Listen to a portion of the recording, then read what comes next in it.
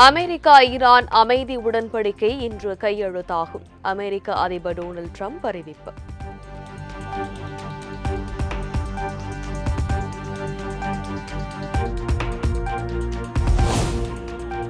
அரசு முறை பயணமாக பிரான்ஸ் சென்றடைந்தார் பிரதமர் நரேந்திர மோடி.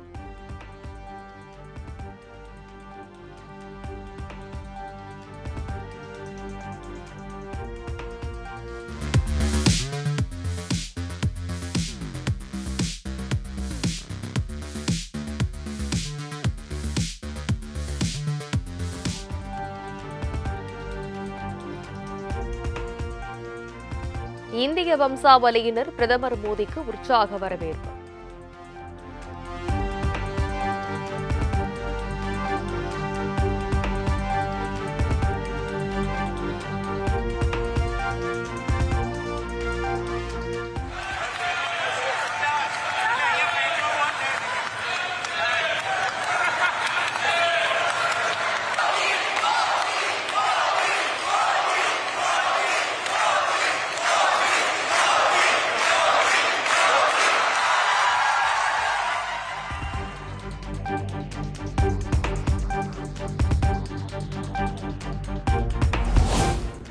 ஜூன் 17ஆம் தேதி அமெரிக்க அதிபர் டொனால்ட் ட்ரம்பை சந்திக்கிறார் பிரதமர் நரேந்திர மோடி. G7 மாநாட்டில் பங்கேற்க பிரதமர் மோடி பிரான்ஸ் சென்றுள்ள நிலையில் அங்கு டொனால்ட் ட்ரம்பை சந்திப்பதை உறுதி செய்துள்ளது வெள்ளை மாளிகை.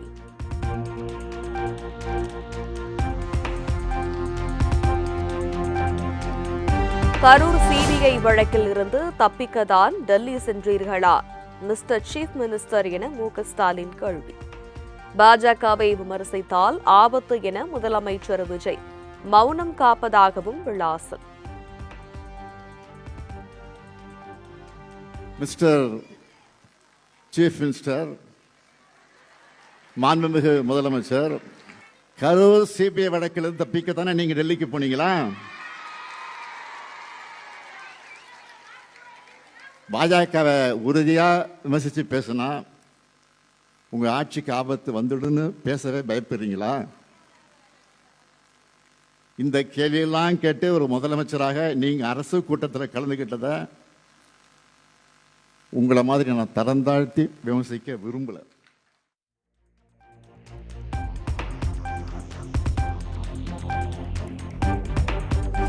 அதிமுக எம்எல்ஏக்களை முதலமைச்சர் விஜய் விலைக்கு வாங்குவதாக திமுக தலைவர் மு.க. ஸ்டாலின் விமர்சனம். ஆதரவளித்த கட்சிகள் மீது முதலமைச்சர் விஜய்க்கு நம்பிக்கை இல்லையா எனவும் சரமாரி கேள்வி. முதல்ல அவர் ஆட்சியை காப்பாத்திக்க அதிமுக எம்எல்ஏக்களை தாவேக்காவுக்கு ஆதரவா வாக்களிக்க வச்சார். இப்ப அவங்களை ராஜினாமா பண்ண வச்சுட்டு அடுத்த நொடிய தன்னுடைய கட்சியில இணைச்சிருக்கிறார். ஜனநாயகத்தை கேலி கூத்தாக்குற அசிங்கமான ஆட்சியா இந்த ஆட்சி இருக்கு. முதலமைச்சர் தான் மேடைக்கு மேடை கான்பிடண்டா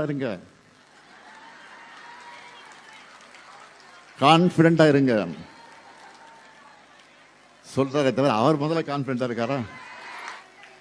அதனாலதான் தீர்ந்து போன சக்தின்னு சொன்னவங்க கூட உறுப்பினர்களை திருடிட்டு இருக்காரு. இப்போ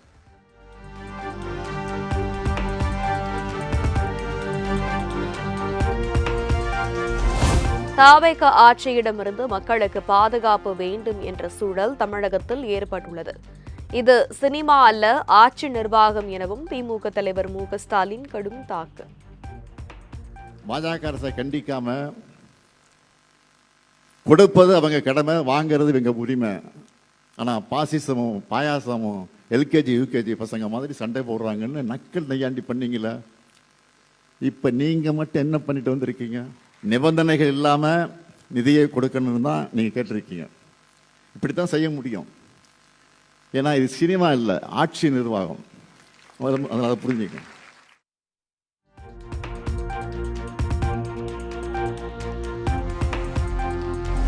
பனையூர் தலைமை அலுவலகத்தில் தாவேகவில் இணைந்து மாற்று கட்சியினர் சால்வை அணிவித்து வரவேற்ற பொதுச் செயலாளர் ஆனந்த்.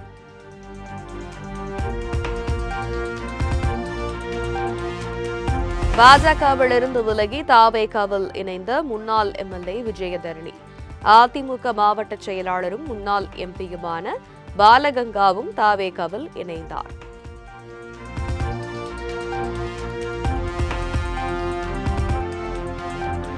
இன்ஸ்டாகிராம் ரீல்ஸ் மூலம் தாவேகா வெற்றி பெற்றதை போல இனி நாமும் வெல்வோம் என அதிமுக நிர்வாகிகளிடம் எடப்பாடி பழனிசாமி பேச்சு. அதிமுக நிர்வாகிகள் சமூக வலைதள செயல்பாடுகளை அதிகரித்து அரசின் தவறுகளை உடனுக்குடன் மக்களிடம் கொண்டு சேர்க்க வேண்டும் என்று அறிவுறுத்தல்.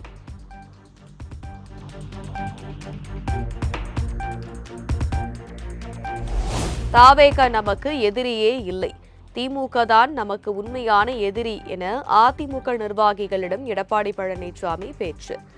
தாவேகாவின் வெற்றி நிலையாக இருக்காது, அடுத்து எப்போது தேர்தல் வந்தாலும் நமக்குதான் வெற்றி என்றும் உறுதி.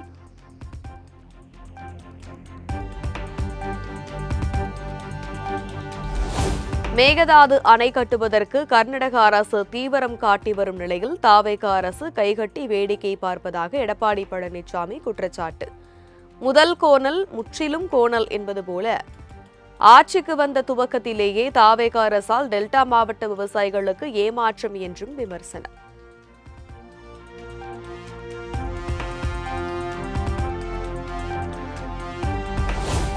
சென்னை அண்ணா அறிவாலயத்தில் உள்ள கலைஞர் அரங்கில் திமுக மகளிர் அணியினருடன் திமுக துணை பொதுச் செயலாளர் கனிமொழி ஆலோசனை. பெண்களுக்கு மாவட்ட செயலாளர் பொறுப்பு கொடுக்க வேண்டும் என மகளிர் அணி நிர்வாகிகள் வலியுறுத்தியதாக தகவல்.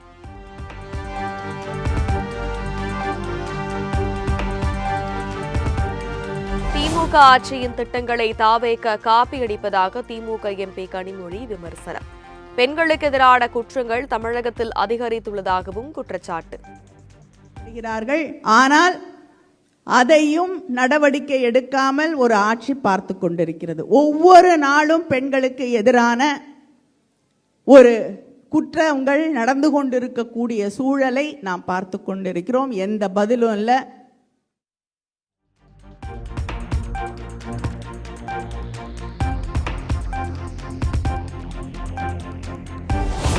கூட்டம் அதிகமாக இருந்த காரணத்தினால் தொற்று ஏற்படக்கூடும் என்பதால் திமுக மகளிர் அணி ஆலோசனை கூட்டத்தில் பங்கேற்காமல் திரும்பிவிட்டேன். திமுக பொதுச் செயலாளர் துரைமுருகன் விளக்கம்.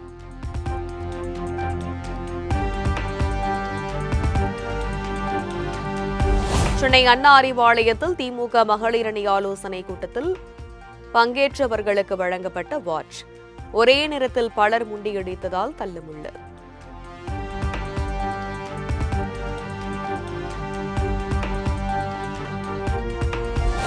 சென்னை கொளத்தூரில் 21 வயது பெண் மற்றும் தருமபுரியில் கர்ப்பிணி பெண்ணுக்கு பாலியல் தொல்லை கொடுத்த இருவர் கைது. பெண்கள் பாதுகாப்பில் எந்த சமரசமும் இன்றி சிறப்பாக செயல்படுவதாக சிங்கப்பெண் சிறப்பு படை விளக்கம். தமிழகம் முழுவதும் தடை செய்யப்பட்ட போதைப் பொருட்களை பறிமுதல் செய்து அதில் தொடர்புடைய 202 குற்றவாளிகள் கைது செய்யப்பட்டுள்ளதாக டிஜிபி அறிவிப்பு. ஜூன் 1 முதல் 10 நாட்களில் 2939 பேர் ஜாமீனில் வெளிவர முடியாத பிடியாணைகள் பிறப்பிக்கப்பட்டு கைது செய்யப்பட்டுள்ளதாகவும் விளக்கம்.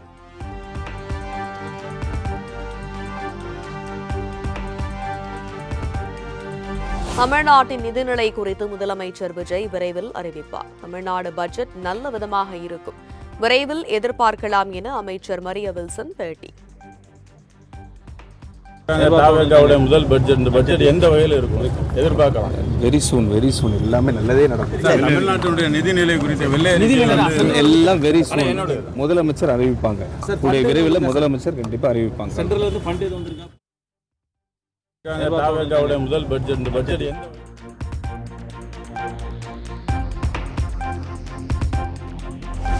பாட்டிலுக்கு கூடுதலாக 10 ரூபாய் வாங்குபவர்கள் அடுத்த நாள் பணியில் இருக்க மாட்டார்கள். மதுவிலக்கு மற்றும் ஆயத்தீர்வைத்துறை அமைச்சர் விக்னேஷ் திட்டவட்டம்.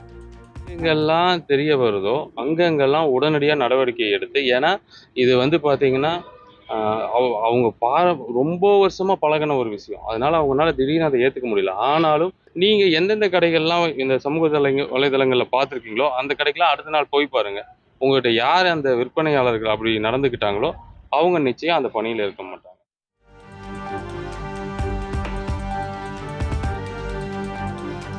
கடந்த 20 ஆண்டுகளுக்கு மேலாக மின்சாரத்துறையில் சீர்திருத்தம் செய்யாதது கூட மின்வெட்டுக்கு காரணமாக இருக்கலாம். தாவேக அரசுக்கு ஆதரவாக மதிமுக எம்பி துரை வைகோ கருத்து. அது வரல, கிட்டத்தட்ட 20 வருஷமா டிரான்ஸ்ஃபார்மர்ஸ் இருக்கட்டும், இல்ல நீங்க அந்த இன்ஃப்ராஸ்ட்ரக்சர் இருக்குல்ல, அதெல்லாம் மாத்தாம புதுப்பிக்காம எப்படி பிரச்சனை மாறும் உங்களுக்கு? இது கிட்டத்தட்ட ஒரு அரசுன்னு சொல்ல முடியாது. இதுக்கு முந்தைய பல அரசுகள் செஞ்ச தவறுகள், காலதாமதம், இதனால வர பிரச்சனையை நான் பார்க்கிறேன்.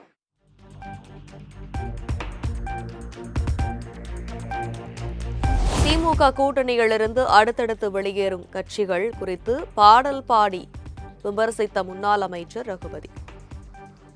யாரை நம்பி நான் பிறந்தேன், போங்கடா போங்க என பாடல் பாடி விமர்சனம். ஒரு பாட்டு சொல்லுவாங்க, யாரை நம்பி நான் பிறந்தேன், போங்கடா போங்க, என் காலம் வெல்லும் வென்ற பின்னே வாங்கடா வாங்க என்று ஒரு பாட்டு இருக்கு. அதுபோலதான் திராவிட முன்னேற்ற கழகம் யாரையும் நம்பி இல்லை, தனித்து நின்று வெற்றி பெறக்கூடிய திராணி தெம்பு திராவிட முன்னேற்ற கழகத்துக்கு இருக்கிறது.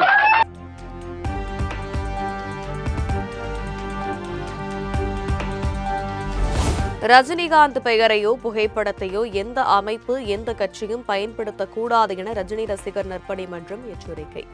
நடிகர் ராகவா லாரன்ஸ் வெளியிட்ட சமீபத்திய வீடியோவில் ரஜினி பெயரை பயன்படுத்திய நிலையில் அதிரடி அறிவிப்பு.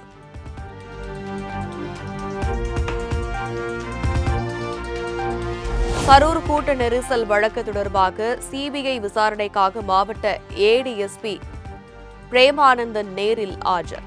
விசாரணைக்கு ஆஜரான மாவட்ட ஏடிஎஸ்பி பிரேமானந்தனிடம் சிபிஐ கிடுக்குப்பிடி கேள்வி.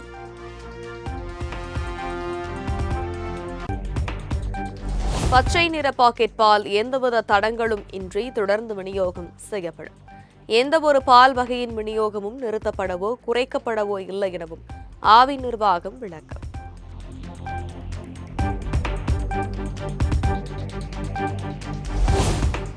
நிபா ஷிகெல்லா வைரஸ் தொற்று பரவி வருவதன் காரணமாக தமிழக கேரள எல்லையில் கண்காணிப்பு பணிகள் தீவிரம். நீலகிரி சோதனை சாவடியில் சுற்றுலா பயணிகளுக்கு உடல் வெப்ப பரிசோதனைக்கு பின்பே அனுமதி.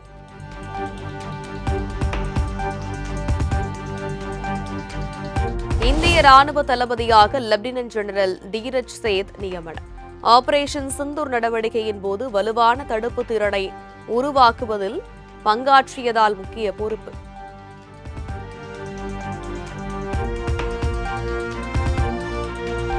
அசாமின் ஜோர்காட் விமானப்படை ஓடுதளத்தில் தரையிறங்கிய சில நொடிகளில் வெடித்து தீப்பற்றி எரிந்த விமானம். விபத்தில் விமானி உட்பட 5 பேர் பலியான நிலையில் சம்பவம் குறித்து மத்திய பாதுகாப்புத்துறை அமைச்சர் ராஜ்நாத் சிங் இரங்கல்.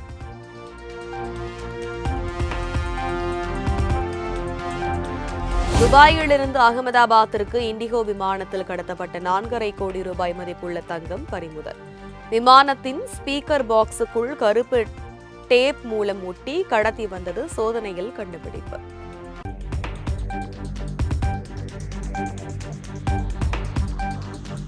கர்நாடகாவின் கலபுரகி நகரில் உள்ள ஒரு அரசு பெண்கள் கல்லூரி வகுப்பறையின் மேற்கூரை இடிந்து விழுந்ததில் 5 மாணவிகள் காயம்.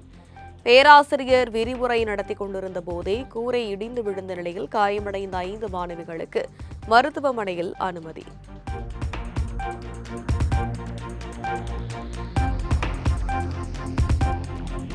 தீவிரவாதத்தை தண்ணீர் ஊற்றி வளர்க்கும் பாகிஸ்தானுக்கு சிந்து நதிநீர் கிடைக்கக்கூடாது என்பதில் இந்தியா உறுதியாக இருக்கும். பாதுகாப்புத்துறை அமைச்சர் ராஜ்நாத் சிங் திட்டவட்டம்.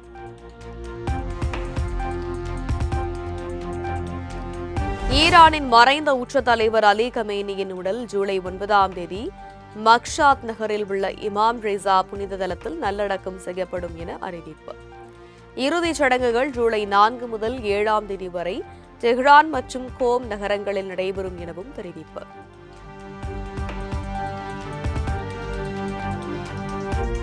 ஆப்கானிஸ்தான் அணிக்கு எதிரான முதலாவது ஒருநாள் போட்டியில் இந்திய அணி 7 விக்கெட் வித்தியாசத்தில் அபார வெற்றி.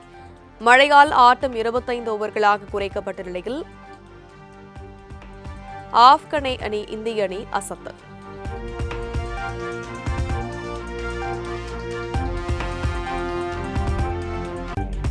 ஃபிஃபா உலகக்கோப்பை கால்பந்து தொடரில் இன்று காலை 6:30 மணிக்கு ஹைதி ஸ்காட்லாந்து அணிகள் மோதல். காலை 9:30 மணிக்கு நடைபெறும் மற்றொரு ஆட்டத்தில் ஆஸ்திரேலியா அணியை எதிர்கொள்கிறது துருக்கி.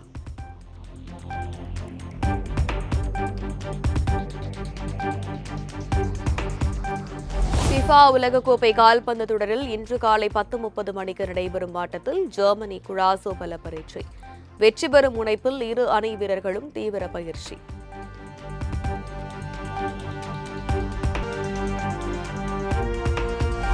பிரான்சில் லே மான்ஸ் கார் பந்தயத்தில் நடிகர் அஜித் குமாரின் ரேசிங் அணி பங்கேற்பு. லே மான்ஸ் கார் பந்தயத்தில் பங்கேற்கும் முதல் இந்திய அணி என்ற பெருமையை பெற்றது அஜித் குமாரின் ரேசிங் அணி.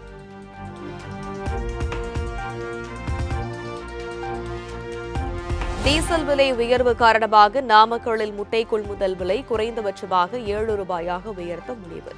விலையை உயர்த்தினால்தான் கோழி பண்ணை தொழில் நீடிக்கும் என தமிழ்நாடு கோழி பண்ணையாளர்கள் சங்க தலைவர் தகவல்.